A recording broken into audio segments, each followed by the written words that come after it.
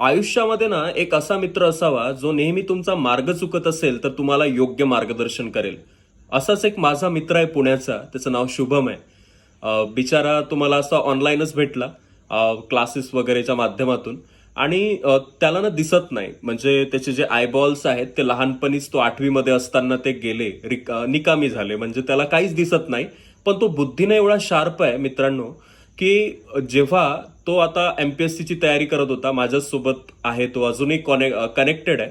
पण तो मला सांगतो एक गोष्ट, की ज्यावेळेस तो सिरियस मोडमध्ये 2022 मध्ये प्रिपेअर करत होता, तो अक्षरशः त्याला दिवस रात्र समजतच नाही.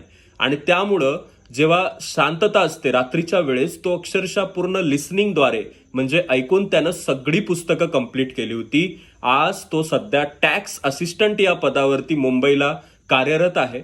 आणि भविष्यात मला माहिती आहे तो पुढे युपीएससी क्रॅक करेलच. डेडिकेशन नावाची जी एक गोष्ट मी त्यांच्यापासून शिकलोय आयुष्यात, की त्याचं अजूनही तो खुश, म्हणजे याच्यात नाहीये की त्याला चांगली नोकरी लागली आणि मग तो खूप पैसे कमवेल. त्याला कशात आनंद मिळतो? त्याला पुस्तक वाचण्यात आनंद मिळतो. त्याला अजूनही युपीएससीची तयारी करण्यामध्ये जास्त आनंद आहे. तो अजूनही प्रिपेअर करतो. म्हणजे हार्डवर्क किती असावं याची काही लिमिट नाहीये, जर आपल्याला आपलं आयुष्य सुंदर बनवायचं आहे. मजा, कॉमेडी व्हिडिओज हे आपल्याला ग्रो करू शकत नाही, सुंदर बनवू शकत नाही.